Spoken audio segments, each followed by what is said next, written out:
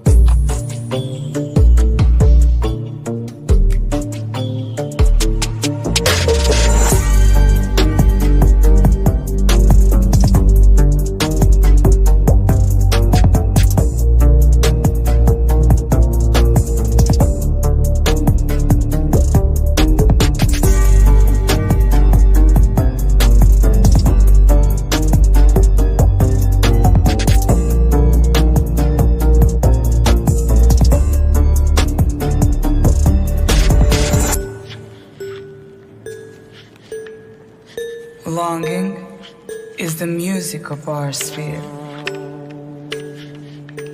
The gift of life is never more or less. It starts at any time you like and ends in just a wink.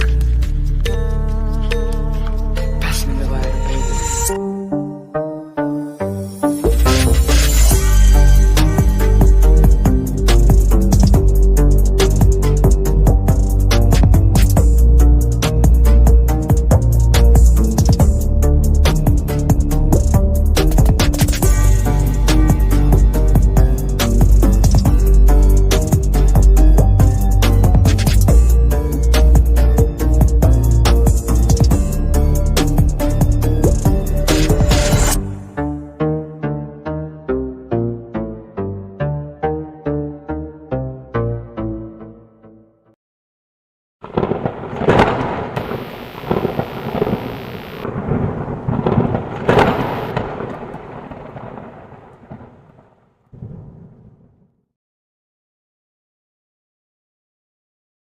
Our Secret Service is launching an initiative to help us identify people who may have been radicalised. Know the Signs details dozens of indicators that a friend or family member could be planning a terror attack.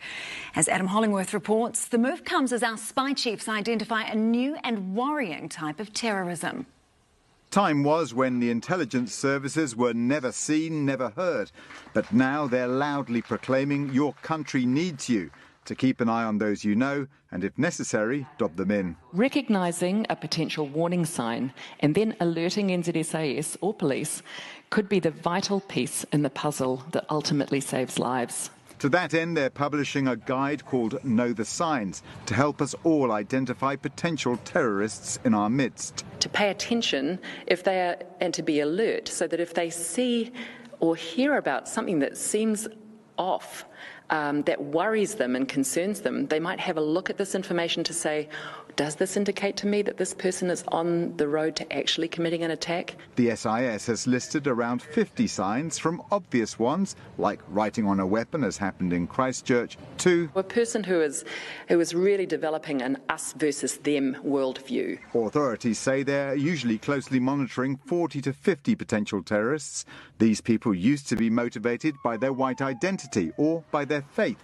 But in the past 6 months, a third group has emerged, those motivated by politics. And so it could be the COVID measures that the government took, or it could be other policies that are interpreted as infringing on rights. And it's what I sometimes describe as a kind of hot mess of ideologies and beliefs fueled by conspiracy theories. I think it would be wrong to imply that we have this significant surge in threat in that regard. Are there individuals who subscribe to a particular ideology that may border and dip into violent extremism? Yes. Our two most recent terror attacks were perpetrated by security-conscious lone violent extremists, hard to identify by their online activity alone. The launch of the initiative Know the Signs is an indicator that the security services know that they can't do it alone. They need the help of the public. But to some, the guide is a first step only. How do we upskill those people in our community who are much closer to people who might be potentially radicalised and get them to understand what it is they're seeing? That's our challenge. Adam Hollingworth, News Hub. Po Marie, whakalawalahi atu. Welcome to the Daily Examiner. My name is Elliot Ikilei. I'm so pleased and thankful that you're here to come on the show. If you can, before we get stuck in even more, this is one of those ones where you want to share it around. Let's get the word out there. Let's have a discussion, have a talanoa kōrero about some of the things that have been going on. So yeah, I did want to have a chat about this because I'll be working throughout the day. Again, I start up around about 6 a.m., get home like reasonably in the afternoon sometime. Yeah, so sometimes it's just hard. It's just hard to get a hold of the knowledge. But when this came through to me, when my colleague actually sent it through to me, it was quite shocking. This was an absolute shocking thing to see and witness today. So you've got the SIS, that's the Secret Intelligence Service of New Zealand. That's a secret. Gosh, I don't want to say secret police, but that is the intelligence services of New Zealand, the secret intelligence services. And they are now basically going out to Kiwis to say, right, New Zealanders, you now have to report on other New Zealanders. Sorry, they didn't say the word have to, but their messaging is very clear. And did you notice in their first part of it, they talked about family, friends. Family, friends. And what drove me, the first thing that I noticed with that news article was that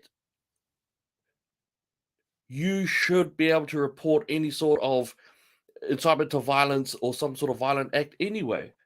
So that's already in there. That's already in the laws. You've got it where you've got a situation where that's already in the laws, where you can call up the police, you can call up whoever in order to stop someone from engaging in a violent or terrorism attack.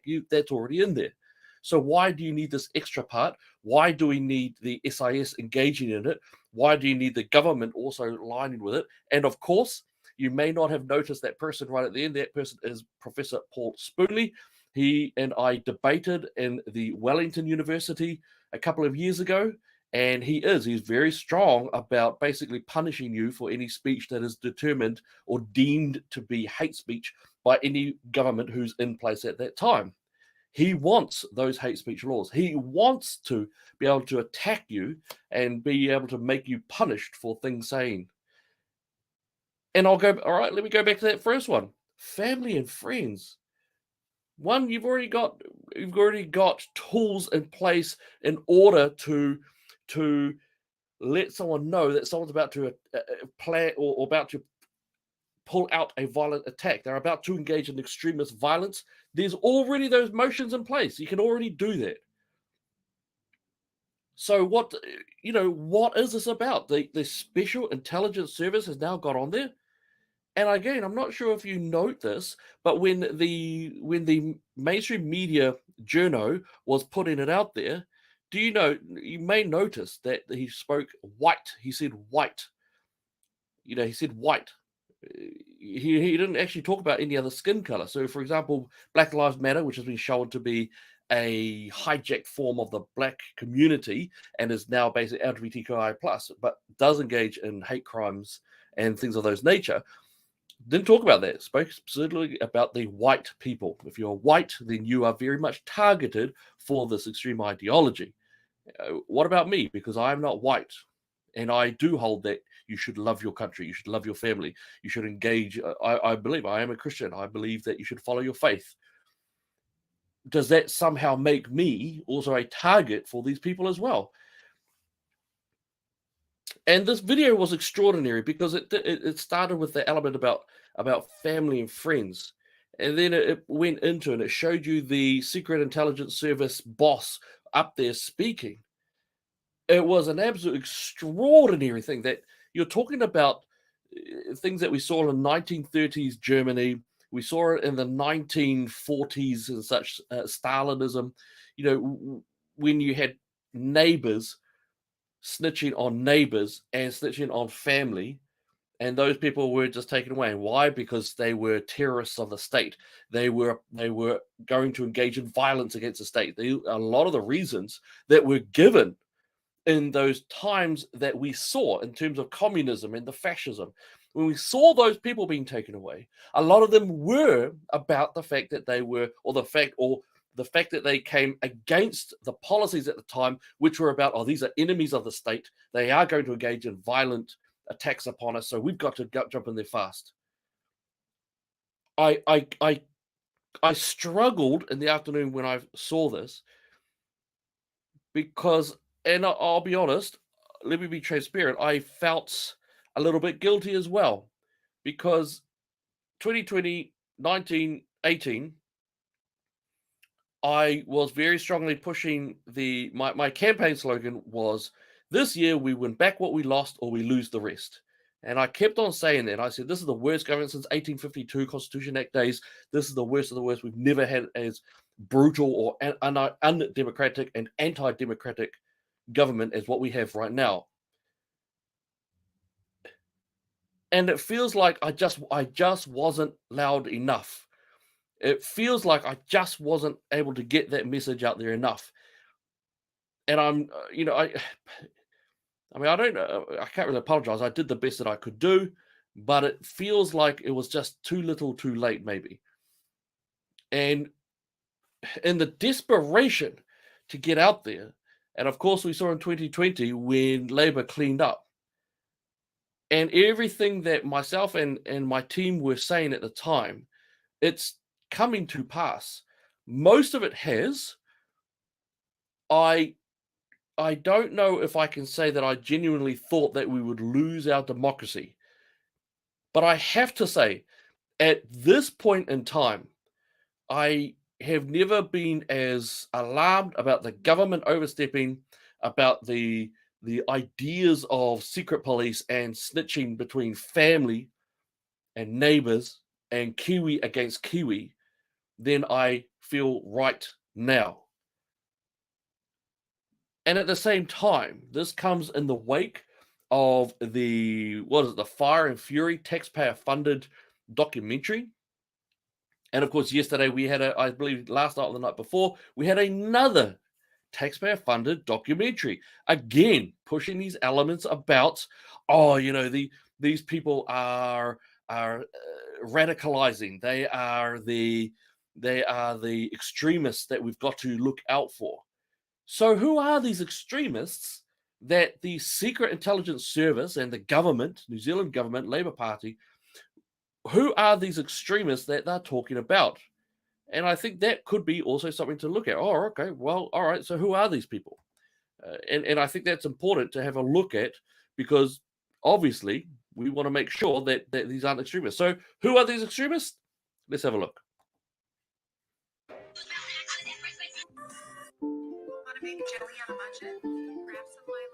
You can draw people in lots of different places.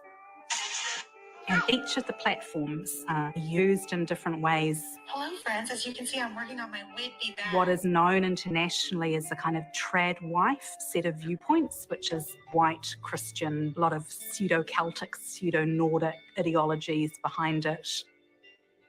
They use Pinterest and Instagram to draw in other women who are interested in interior design, children's clothing, knitting, healthy food for children. and it does draw people in towards a set of white nationalist ideas. I mean, it's relatively easy to see. If you see a very beautiful, fair-skinned, blonde or red-haired child with beautiful braiding in her hair and some flowers, just step back a little bit. Which is really distressing because that's my heritage. All cooking with the girls.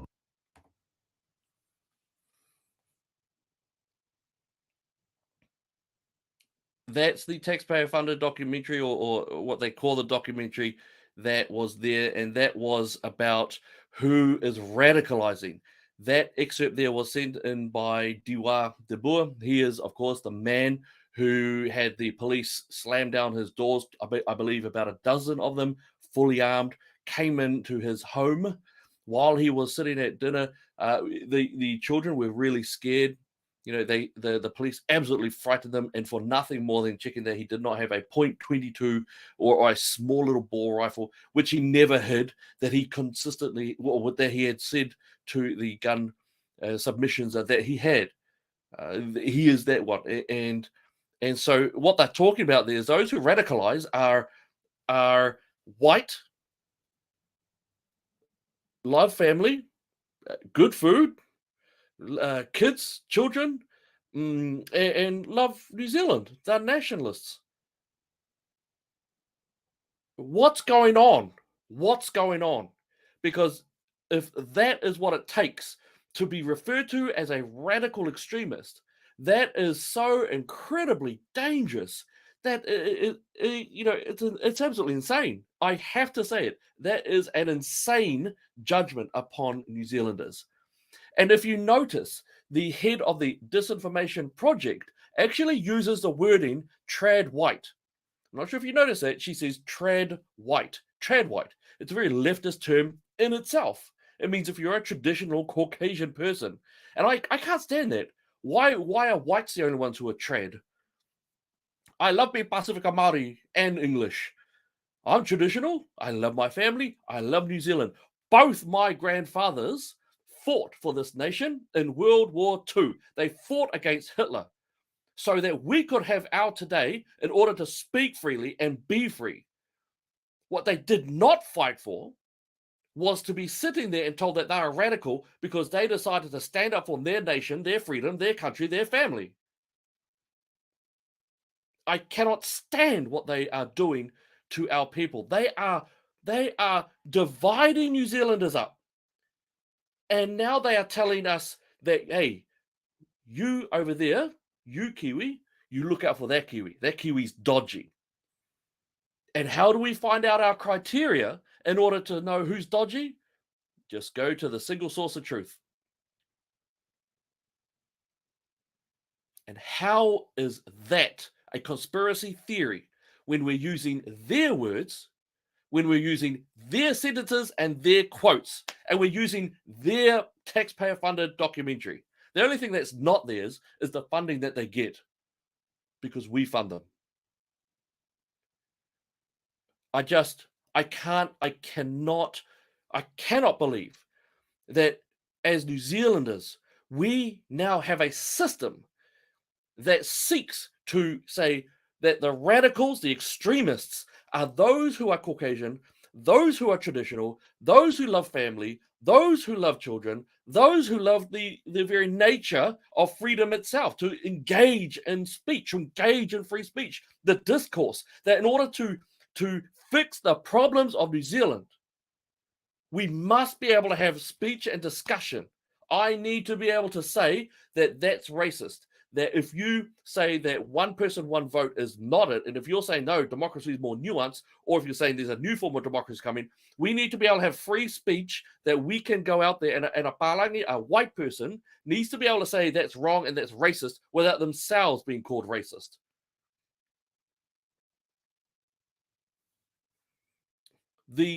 It's absolutely extraordinary, the disgusting areas of which they're going to. And by the way, can I add that there is actually something else in there as well? Because I've shown you the who the radicals are. According to the Disinformation Project, that's who the radicals are. And look, I'm sure that the Disinformation Project people themselves, I'm sure that they do not have any very odd, very strange rituals that they might engage in, right? Because the only strange, radical, extremist radicals are those who love their families, love their kids, love their country. Surely that's them. So I'm sure that they also go up to the next scrutiny, right? Let's have a look.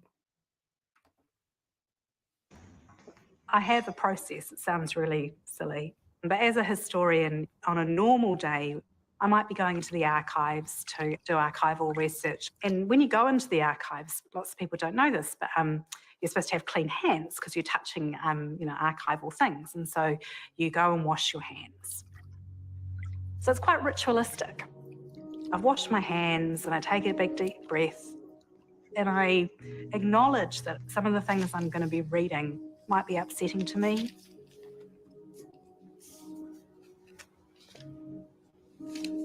And then I do the same when I finish with that text. I sort of close it and I breathe and I go and wash my hands again.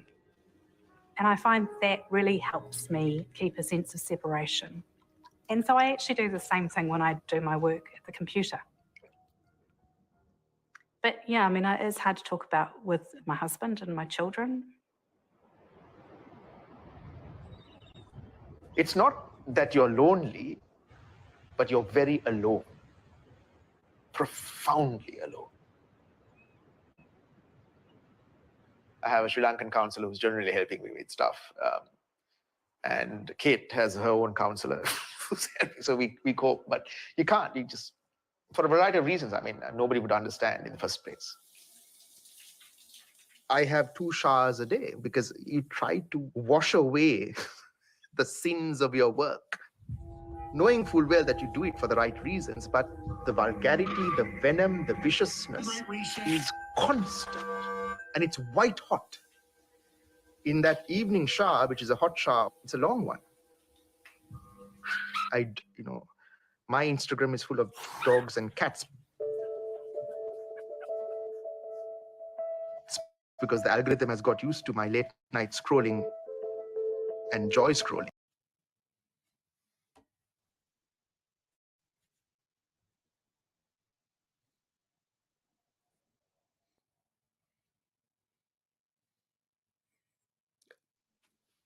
Hey, absolutely, because it's totally, again, Christians, white people, lovers of family, lovers of country and nation. You're strange, but ritualistically, wiping your hands in a shallow dish of water 2 times to make sure that the sin of what you're reading somehow is exhumed from your body, whatever that means, whether it, that's not strange. That doesn't somehow qualify you for maybe an oddity. No, I don't care. But what I'm bringing up is the fact that somehow the disinformation people, that they are very clear by saying that the radicalizers are white, traditional, Christian, people who love the family and look after. And then you've got the other what do they refer to them as? The disinformation specialist. What does it even mean? I have no idea what that means because I tell you, in crazy stuff. So what is his one? His one is he has 2 showers a day, and he says that it is a very, very hot shower.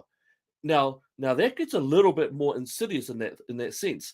Are you saying that he's having such a hot shower that it causes him pain to somehow deal with reading any excerpts, that he has a shower so hot that it causes him pain to be in there?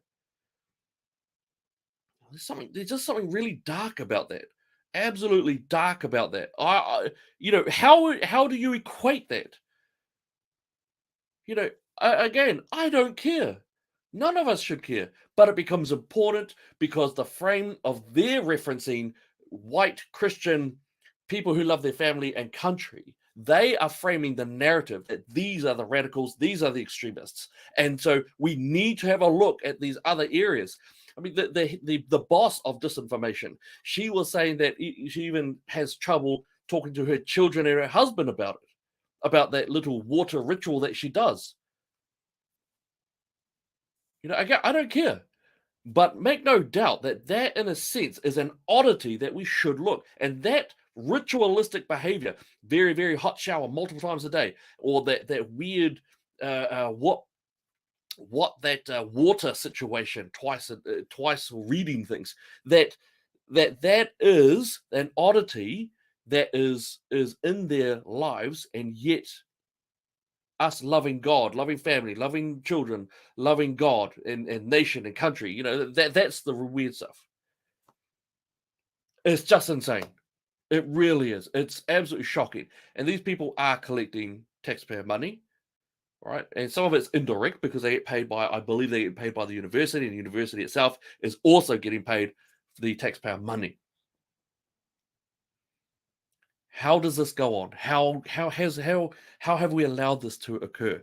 And when they do, when they want to throw out conspiracy theory, and they keep channeling this word towards us as New Zealanders, and you look at things like the COVID, that they want that COVID laws, the laws that give them unprecedented power, they want that until 2025. And this is the same group who, when they first came up with it, were saying, hey, look, we don't want this power, but we have to have it to save our people from lockdown. And they vomited that out. It was ad nauseum. They kept on pumping it into our ears, the 1 p.m. presses, the fear, the goggles, the experts who've been nothing but incorrect. So they kept on funneling that, and now they want that. And those laws that they have are incredibly invasive, absolutely invasive. As it's shocking that they have that.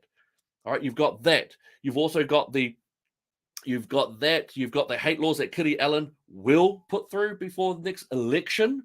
She will put them through before the next election. Make no doubt of that. They have the numbers. They don't care. And there are even some in the opposition party who will be okay with that.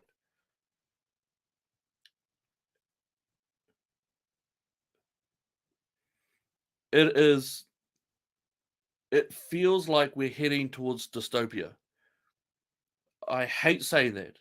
You had far left extremists. You had people like Byron Clark, and you had David Farrier, the fetish filmmaker. You had all these people who were on the taxpayer-funded documentary, and it's there. It's there for everyone to see. I've never been alarmed by the government, not really. I'd be happy to get it out there. I've been attacked by left. I've lost a couple of battles, but I've never been alarmed. This stuff has me quite alarmed in that environment. So, and we must stand together. These are dark times, extraordinarily dark times, and we've got to be together because we are New Zealanders. And I know that the River of Freedom documentary is coming out soon. Can't wait for it. Why? Because it was the most unified. It was the most beautiful display of Kiwi unity that I have ever seen. All right, many of you out there know that I'm not down with the Tino Rangatiratanga movement. That I believe that one vote should be one vote. That all people should be treated equally under the law, equally. But on that, I was proud to stand beside flags that were New Zealand and the Tino Rangatiratanga flag. No problem. Because we're there to fight for that overarching idea of freedom, of the basic tenets of democracy. And to be a part of that was extraordinary. So I'm really looking forward to that.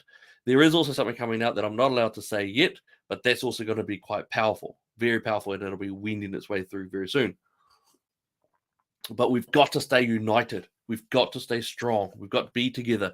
You'll find that there are people out there who are, there is, I can't say habeas corpus, but I can say that there are people who have been locked up for very little reason, people who have spent longer in prison than rapists and killers. And why? Because obviously there's one that I'm thinking of in particular, and that person hasn't been charged for anything violent, as far as I'm aware, hasn't been charged for anything like that, and yet is held even now in indefinite imprisonment. It's absolutely shocking. Look, even people who don't agree with him, but I like what Brian Tamaki did. He stood up and he fought back, and he got done for that. He got thrown into prison for that as well. It's extraordinary times that we're dealing with. It's absolutely fascinating. The wording is extraordinary. So anyway, I thought one thing that we would do is have a quick look at the SIS, the Secret Intelligence Service. Well, what are they looking at? Because they refer to a document that they let loose. All right. So, you know me, I like to actually look into what they're actually looking at. And I think that's probably a bit of an important thing. So let's have a look at it. All right. This is Ki Matara Ki Ngā Tohu Know the Signs, a guide for identifying signs of violent extremism. Just shocking. Sometimes I struggle to have a look at that. All right, so let's have a look at this together. All right, there we go. At one time, my belief is at one time New Zealand Secret Intelligence Service was working for us. It's just extraordinary now that I just can't say that anymore. I don't believe the government anymore. I used to take things in merit and at least try to cross-reference them in order to feel comfortable about what they're saying. But now I just default that they're lying. All right, I know you do too. Now more than ever, we need to work together to protect each other. Okay. Yeah, of course. All right. Now let's have a look. Please excuse me. I see. This is actually the first time that I'm looking through this as well. Apparently it's a short document. This guide aims to raise awareness of indicators of violent extremism to help people identify some of the key warning signs. Please tell us if you see or know anybody behaving in ways described. All right. Now, a lot of this sounds about right. We aim to help more people understand the threat of violent extremism and how you can report concerning behavior or activities. These indicators are guide rather than checklist. We're asking people to report any behaviors or activities they come across that resemble any of the indicators described in this guide. Now, hold fire. So again, let's hold fire there. You've already got pathways in which to advise emergency services that someone is about to kill someone or they're about to engage in violence. And let's not forget that the Christchurch coward, that scumbag, the one who killed those people. Now, first off, I don't think it was false flag. I know that some of our people do. I don't. I think it was real. I'm just going to put that out there. But what I can say is that he got his firearm because of an absolutely pathetic usage or the minimum requirement for investigating whether he should have been given a license was not met. The minimum was not met by the authorities in that place. They failed to do the bare minimum. Right, so when they came to when it was to go to his home for the interview, he said no, and so they met at his workplace. Why on earth would that be the case? If you are giving someone a firearm license, the big one is that you've got to be able to look at their homes. You've got to go through it, and you've got to see. You've got to get a sense of how they are in their home. They did not do that. They went to the workplace. When it came time for referees, those who speak in terms of looking after the character of people, those who you need to discuss it, that the people that they used were online, they were online characters, online quote unquote friends. They were not actually those people. Sorry, I've got my son here who's all right, there you go, boy. All right, go. Thank you, Daddy. All right, good boy. Close the door. Okay. All right, sorry about that. So when it came time to get the referees for them, they were not one-on-ones. They were online acquaintances. So the barest minimum wasn't kept, and that's what happened. That's not even kept. So why aren't they being looked at? More than white people or Christians or anything like that. It's disgusting how they've gone in. So, okay. Sorry, I just wanted to put that out there. All right, let's get back into it. So, looking at that part there, the individual behaviours activities listed in this guide are concerning when they occur alongside.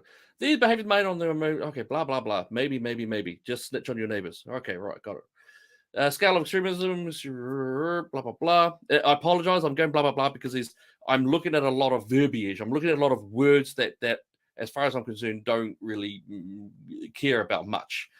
Okay, extreme ideologies can be based on faith, social, or political beliefs that exist on the fringe of society, outside the more broadly accepted views and beliefs of most people. Extremists may seek to radically change the nature of government, religion, or society, or to create a community based on their ideology. What the?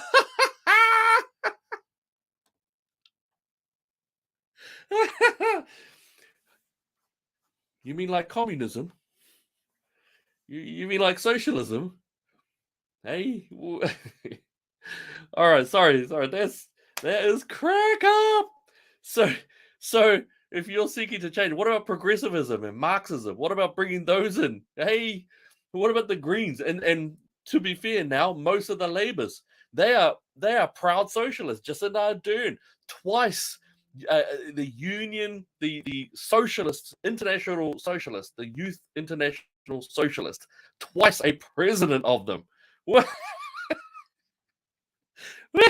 But apparently, all right.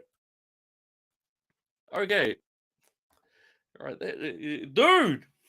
Okay. And hey, create a community based on their ideology. Oh, that sounds like a bit of social cohesion. Hey, shocking, just shocking. Violent extremism, belief in violence. Violent extremists take these ideologies further and justify using violence to achieve radical changes. Violent extremists often target the groups that they see as threatening their success of survival or undermining their worldview. Well, I mean, that violence does keep on coming up, which is quite interesting. You'll find that those on the far left are actually okay with violence. They're very strongly about that. It's quite fascinating. And so I think there is a bit of a concern there, but of course it is a far left, and look, you look at the Australian coward. What was it? Was it because he was Australian? Was it because he was a nut job? Was it because he had unresolved grief? Just looking through his idiotic wordings, I have looked at his rantings. A lot of it actually has to do with the fact that he had very much unresolved grief. That's what comes through, because he doesn't have a core ideology. If you look at it, if you know what an ideology looks like, he doesn't have that. There is no core there. He's an idiot. He's a coward who just got a hold of a gun and just went nuts on it. Tried to find something to get over his dad dying, and that was it. That's what my concern is. All right, and I think I wish someone had been there to kill him. He needed to die so that those other people would live and be survived. But that's not what happened, of course. So that was and those other ones. The other ones that you'll find, I believe it was, for example, the person who was in the New Lynn supermarket, Auckland New Lynn supermarket. And what did he engage in? He's tried to stab people. He got shot for that, and he was killed by the police. And that one, of course, was Islam. Now, again, I know some great Muslim people, no problem. But Islam, if you go real to the core of the faith, it's not such a great one. All right. And we can argue about that all day. But that's interesting because we won't go with that. It's Christian, it's white, and it's Christian and white. Those are the ones that they tend to aim towards. Maybe they should be aiming towards Australians. I don't know, but I think it's stupid anyway. Terrorism refers to acting out on that belief of violence. Terrorist act is defined as an ideologically, politically, or religiously motivated act that is intended to intimidate a population or to coerce or force the government to do or not to do certain things. Terrorist act could... Okay. All right, look, I hope you're watching what I'm reading. A terrorist act could include acts causing death or serious bodily injury. That's not what I'm laughing at. I'm laughing at the other one. But it isn't necessarily limited to this. What? That's insane. So is it anything? Is that what it is? It's anything. A terrorist could include acts causing death or serious bodily injury, but it isn't necessarily limited to this. Well, then what is it? What's the criteria? This is absolutely insane. You know, it isn't necessarily limited to this. So it's anything. It's anything that the SIS, the Secret Intelligence Service, deem it to be. Understanding motivations behind violent extremism. We use the following framework. Politically motivated, promoting use of violence to achieve change or within an existing political system. That's interesting. Do you remember the violence perpetrated by what I would say, and again, this is my opinion is the weaponized police force in the Freedom Village. Was that a use of violence to achieve change? That was, in terms of that, the COVID powers engaged in that. Okay, maybe not. Identity motivated, promoting the use of violence to advance one's perception of identity and or denigrate others' perceived identities. All right, now these are a bit concerning there. Now, while they keep that word violent there, maybe my concern again is that one that goes up here could include acts causing death or serious bodily injury, but isn't necessarily limited to this. All right, which means anything. Denigrate others' perceived identities. Does that mean that if I say that my daughter does not want to be in a toilet with a male because the male is saying that he thinks he's a female, and so he's just going into the girls' toilets, the girls' changing room, he wants to play the girls' soccer team, he wants to play girls' rugby, does that mean that I am denigrating others if I say, no, I do not want my daughter to be having a male, a boy, in her change rooms, in her shower area? Stuff that. Faith motivated. Here we go. Motivate, promoting the use of violence to advance one's own spiritual or religious objectives. I guarantee you they will run a mile if you use the word Islam. All right. The fact is that Islam do get used a lot in terms of terrorists. It holds a lot. Al-Bakir, I believe his name was Al-Bakir al-Baghdadi, I think was his name. He was called the Scholar. He was at one point the ISIS leader. The Americans said that they killed him. I don't know. Maybe not. And his nickname was the Scholar. He was a very ardent student of the Quran and the Hadith. So he knew what he was talking about. All right. But you'll find that New Zealand mainstream media, New Zealand politicians, New Zealand academics, they will run a mile. They will run a mile. They will not want to even look at the possibility of that being a bit of an issue. All right. Rather than, for example, that thing. All right. That thing up there is something which they hate. And I say that, yep, opinion based. They hate Christianity. They want it gone. Make no mistake. What did Labour do? To all the Christians who voted Labour, what did Labour do? Well, they got rid of the name of Jesus. Never been done before. They also mocked Easter in that first year, and they do not mention Easter unless it's got to do with the Easter bunny and shells and eggs. But they don't even. You'll find that they don't mention it at all. They do mention. They'll do Mubarak, so they'll look at Eid. They'll make sure that they engage in that and Diwali, those other ones. But they will not go to the Christian religious festivals. They won't. All right. So it's just quite fascinating that they do those. So getting back to it. Single issue motivated, promoting the use of violence to achieve a desired outcome to a specific issue. Not sure, but okay. Yep. PMVE, all right, so that's what they do there. They're doing their little, that's a little signal that discusses the different elements of what they refer to as extremism, violent extremism. Okay. How we develop these indicators. Each indicator's resource has either been observed or discovered to have happened within New Zealand. Maybe they should all look at the government incompetence or the incompetence of those who are there. Because, for example, the Australian coward, don't forget, he got his tools of murder by an absolute incompetence of going to the minimum investigation for whether he should have a firearms license or not. Where's that? Our NZSIS instigators reviewed New Zealand counter-terrorism, go back to 2006, identify common behaviours. We then grouped these indicators into 7 themes. Again, NZSIS investigators. I'm not sure about this. Let's have it. I just want to look at something. All right. Now, I'm not sure if you can see what I'm seeing.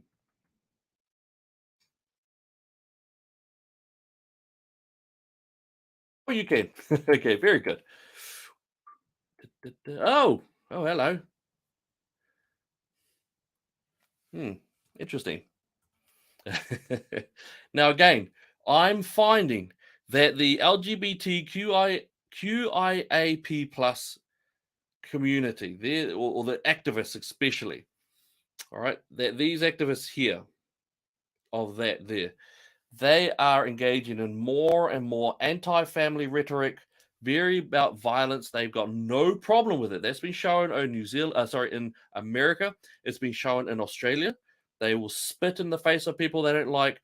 They will attack family. And even people like Marsha Green, the very strong activists overseas, they have said clearly that what they want at the end is an abolishment of the family. They do not want the family unit. They view the family unit as a problem. They hate Christianity. I'll give you that right now. They hate Christianity. The only reason why they'll use Christianity is if they piggybacking it on an attack on the family. That's just how they sort of operate. Okay, so that's interesting in itself. All right. So there's no way. So hear me what I'm saying. So what I'm saying with that regard is what I'm saying there is that the SIS will not look at the LGBTQIAP ideology, and it will not look at Islam, and it will not look at any sort of, for example, Maori extremism. All right, so they won't look at those elements there. There are certain groups that they won't go for. All right, and yes, I also am aware of the AUT scandal that's starting to break now. All right, so that's something that we do need to bring up and discuss also. So, but let's have a look. Let's have a further look into this as SIS stuff. All right, so having a look. Mindset, ideology, unusual behavior change, association, relationship, security awareness. Okay, all right.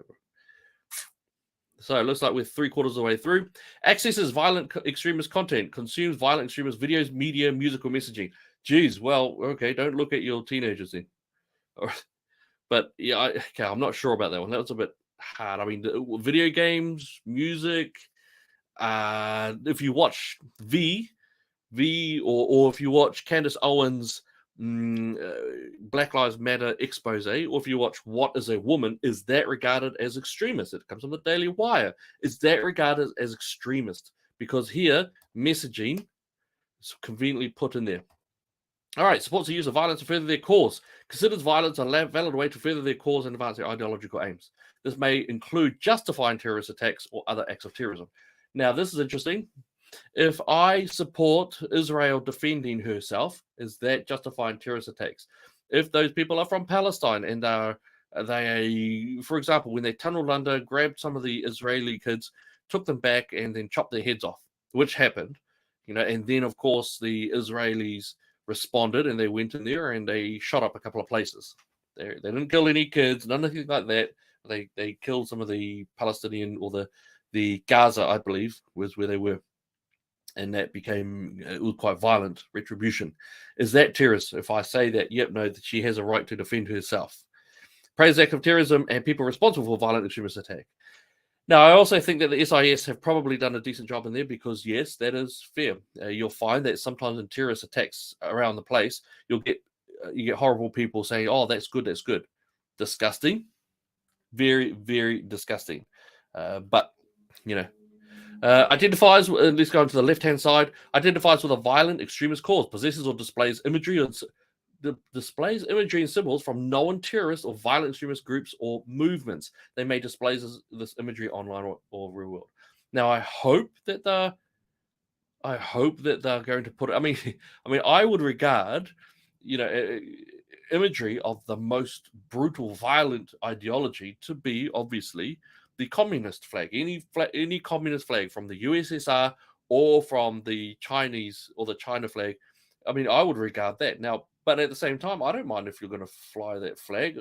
I don't want the other stuff, sure, but I don't hold it to you against it that it's like that. If someone wants to do a flag of, I don't know, the Crusaders, The Crusaders in the Middle East. I don't mind if you do that. Is that what's going to be? Becomes fixated on violent extremist ideology views, donates money to violent extremist figures or causes. Again, who's defining that they are extremist? What does that mean? Because I think that's a real interesting part. Expresses a willingness or desire to die on behalf of a violent extremist cause. I have no desire to, but I'll die for my country if someone comes to attack our country. I have no desire to, I don't want to die, but I'm prepared to spend my life to protect my family. That's what a man does. That's what you do when you become a husband and a father. You choose death before they are hurt. So I'm hoping that they're not doing that. Views themselves as a defender or savior of their cause. So now I'm starting to judge myself on this. I would say that I am a defender of New Zealand and a defender of conservatism. I'm just really worried that would be one day very soon be considered an extremist ideology. That I believe in family and the nation and the faith, Here we go. Why is it always near the end that these dodgy ones come out? Develops a hostile us versus them worldview. Makes dehumanizing, hostile or violent statements against individuals or groups they perceive as the enemy or other. Now that right there is very... And again, and I said it just before, that is incredibly dangerous, that statement. Develops a hostile us versus them worldview. So you've got to... That is extremely concerning. Why? Because on Twitter, and I say this, and I say it, I've said it to journalists as well. Journalists who follow me, by the way. I say that New Zealand mainstream media is the enemy of the people. I say that because they are not engaging in balance, and that's not a conspiracy theory. They are hooked up to, for example, Covering Climate Now document the international treaty, which says that you'll only actually give out news that supports the global alarmism, the climate alarmism narrative. That's what they're signed up to. That's not conspiracy theory. That's literally the treaty that they're signed up to, the Covering Climate Now area. So when I say New Zealand is the New Zealand mainstream media is the enemy of the people, am I therefore engaging in an us versus them world war? Well, I am, because they are not defending us. They're going after farmers. They're going after family. They're going after democracy. How is that me making an us versus them worldview?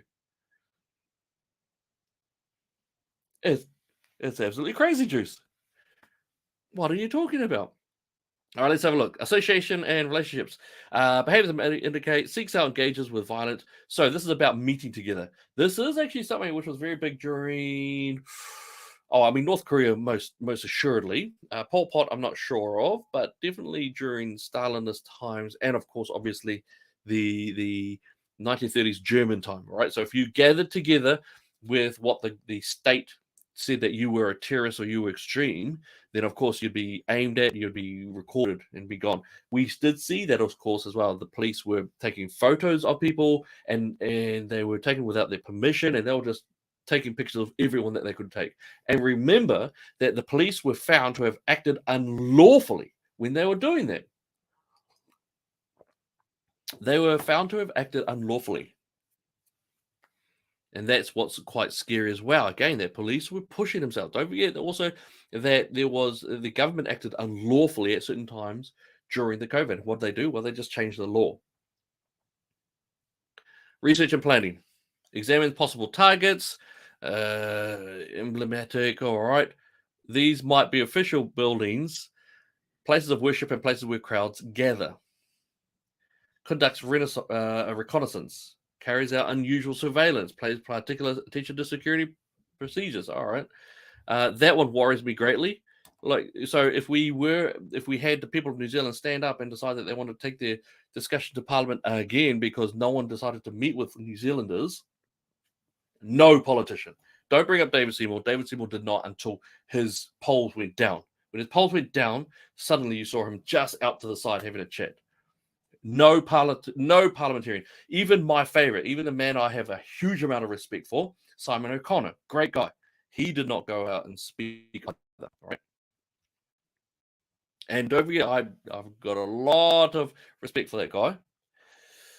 Collects tactical details to target individual places grievance. Extremist ideology. Whoa! Collects tactical details to target individuals or places linked to their extreme ideology or grievance. So that's a new word. Grievance. What? So if I say that you should have one vote and that's how it should be, that democracy should be one person, one vote, that if you happen to be different skin color, so I'm Māori and therefore I get more power than you, and I think that's wrong. Is that meaning that I would come under that? Absolutely shocking. Don't forget, by the way, that under the Disinformation Project, if you're brown, you weren't actually there for your own sense. You were there because white supremacists somehow corralled you and manipulated you to be in there. All right, don't forget. That's what they said. Absolutely shocking. It was, what was it? Racism, misogyny, Islamophobia. I mean, they threw out every single leftist trope in the book that they could. It was extraordinary. Shows interest in offshore terrorist activity. Now, you could say that if you were talking about ISIS, then you could say, right, that makes sense. Yeah, they showed interest in offshore terrorist activity. So that is, for example, the guy who was trying to stab people in the Newland countdown. He was very much attached to ISIS. He would loved all their stuff. I believe he even had one of the flags at his house, I think. So he was actually showing interest there. That's fine. What about if I am following a TPF, which is a Christian organization? They engage in discussion, they do mantras like save the unborn and things like that. They don't show yucky pictures, but they do that. Are they considered a terrorist activity? And does that therefore mean that we come under this? And by the way, I'm going to give you one other thing that's going to be the biggest problem about all of this anyway. Gathering knowledge, skills, and resources, making weapons, yep, of course. Helps fund other violent extremist causes as well. Again, who tells you that they're extremist? Who says that? All right, that's what we need to engage in. Conducts training in military or paramilitary style survival tactics for no reason, no legitimate reason. Woo! Do you think that the Te Urirewa raids would happen again? Because right here, if the two, I'm gonna make a call here. If the Te Urirewa raids were, or if you had the trainings going on in Te Urirewa area where I can't remember the Tamaiti.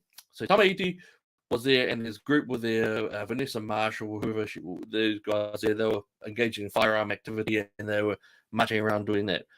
I think I can speak confidently and say that there's no way that they would try to apprehend them. No way. Why? Because it's political. Because they politically would not want to be seen doing that. That is my belief on that. All right, and I could be totally wrong. All right, seeks to access knives, firearms, or explosive materials for no legitimate reason. Yep. Again, what is that? There's a lot in here. I don't want to, because look, you're gonna. This is absolutely shocking. Some of this stuff, crazy stuff.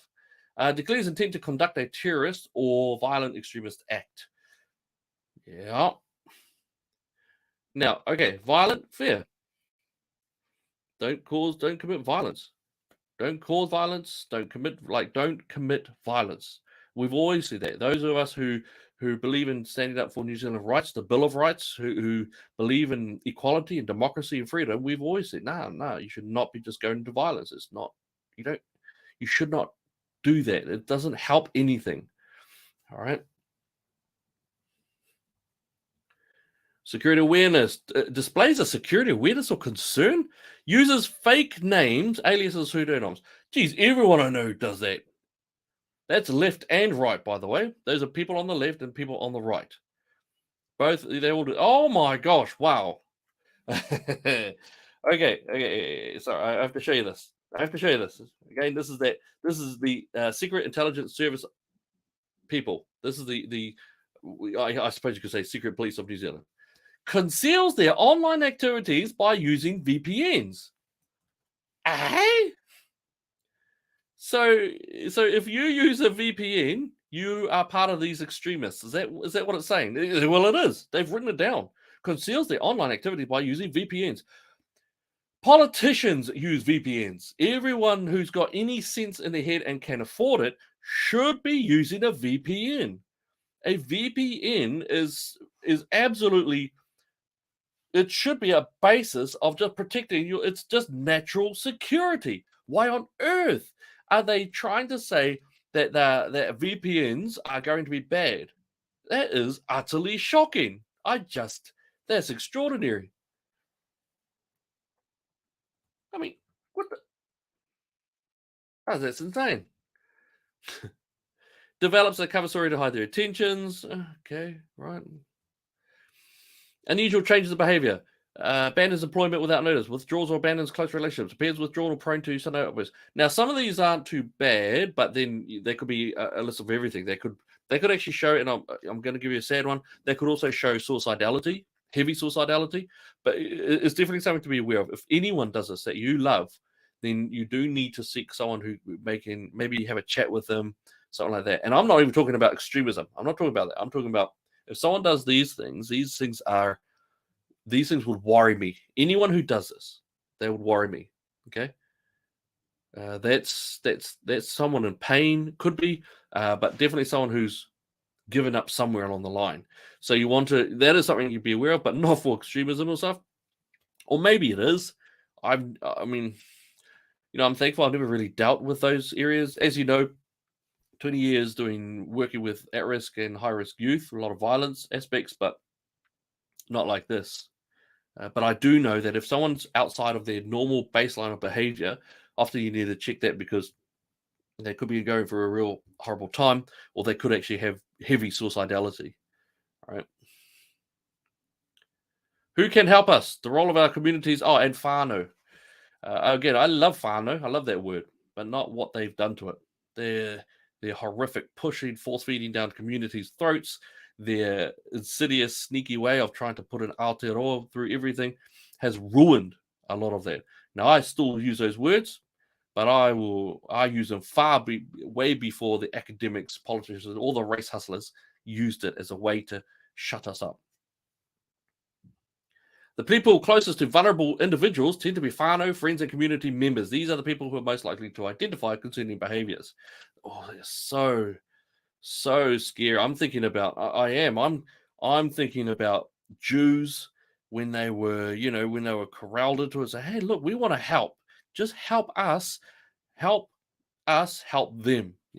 I just, all the dystopian novels that you read has the same one, and they come straight from the facts of what it is. All right. Tell NZSIS. Complete an online form confidentially on our website, NZSIS Government NZ. It's just extraordinary. Just extraordinary. And by the way, and this is what I wanted to sort of say to everyone. Okay, you are going to have snitching going on all over the place. It's not going to catch people. It's going to just cause a whole lot of chaos and havoc and increase the divide that has been done by the politicians, the academics, and the NZMSM, the NZ mainstream media. And I don't know if it's going to put me on the list somewhere. I really hope it doesn't, but I love my country. I love my family. I love my God. So I hope that it doesn't put me on the list. It probably would. So in order to process all of these snitchings, the secret police basically telling you to go off and report Kiwis to the state authorities, who's going to process it? Because you won't have enough people in SIS. You won't. You will not have enough people in SIS. So that is, of course, going to be the frontline police. The frontline police are the ones who are going to have to process these. And so when the frontline police are taken off their areas and they're taken off the community lines and they're taking off murder cases, rape cases, burglary cases, robbery cases, off the ram raids, off the violent offenders, the drunks, taking them all apart from all of those community aspects, what's going to happen to our people on the street? Because we're already suffering from high gang violence, high shootings, high drug issues going on all over the country. And you're going to put those police and those agents back into the snitching of Kiwis on Kiwis.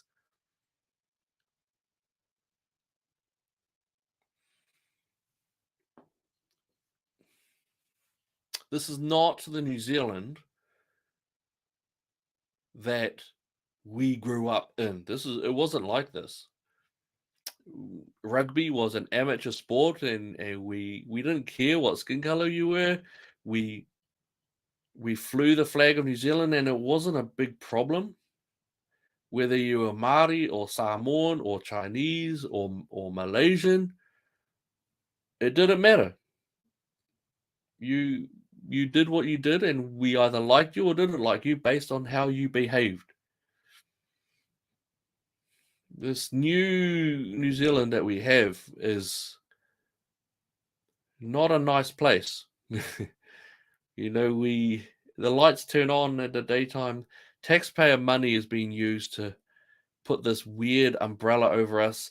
But you know, we're already getting reports of petrol stations up and down the country who are putting out of order signs on everything.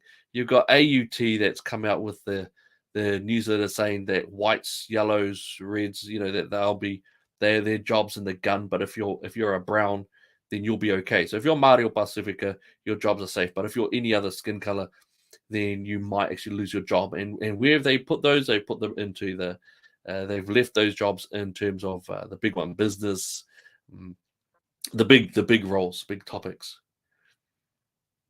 And I don't know if National Act will probably jump up because they're clever, but there's no heart to them. There's no objective morality to them. They go with whatever's going to get them a vote, and they're pretty straight up with that. As a conservative, I have nowhere to put my vote. I like Democracy NZ, I'll be honest. I like the people that Matt has got around him, and I don't know why I haven't made that plunge yet to sort of support. But I like Matt. I like Lee. I think she's actually in here, but so I don't know. And I hate saying I don't know. I usually, no, you move forward, you gun it hard, you know. One thing I do know is that I love my people and I love our nation. I love our country. I have a sentimental love for New Zealand. You know. All right, we've got our flags up, you know, got a faith up. Both my grandfather, I'm so proud. When it comes to Anzac, man, I am out there. I don't care. I'll go to 3 or 4 Anzac parades, not to have my face lit up, but because my grandfathers, my tipuna, my family was standing there proud and hard and scared to defend this nation and to build it for a better tomorrow. So I think people like VFF, I think, you know, they're doing wonderful things. I know that they were the target of yesterday's one. So I think there are some really good groups out there. I think, I think Freedom, I think the FRC, they're cool. Hey, whatever you think of Brian and Hannah, you know, they're doing most of the good stuff. I like Kingdom, Promise, Kingmakers. I like Kingmakers. Good people. You know, hey, we're doing something. I think I'm going to be speaking at their event in Māngere soon. So, you know, get out to them. Free Speech is having their conference this weekend. If you can, get on there. Get on to Free Speech. I think they're actually allowing for a free conference, and it's at Aotea Centre. Jump in there. Network, channel. It's on Saturday. Go for it. Go in there now. I'm very sure it's free. And if it is, go for it. Jump in there, register, and head down there. Ply with questions. They've got some great speakers, and they're going to have it. They're going to have a great chat. And I'd say also, hey, I'm going to put my hand out as well for us. If you get a chance to, go in, if you feel led to, give a bit of a donation to our page. We are volunteers. We are on the front line. Youth workers, youth worker, community worker.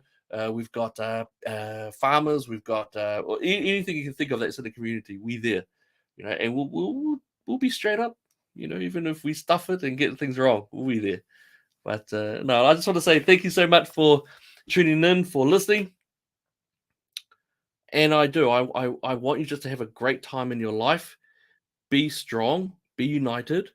There will come a time that we have to forgive as well. I know that thing going around there is never forget and no to the amnesty. I understand that. There is a time we are going to have to forgive. But we also need accountability. That's very, very important. But in the meantime, look after yourselves, look after your family, look after the freedom that we hold so strongly. All right. But this is time we all must come together. So in the meantime, God bless you. God bless you, Zealand.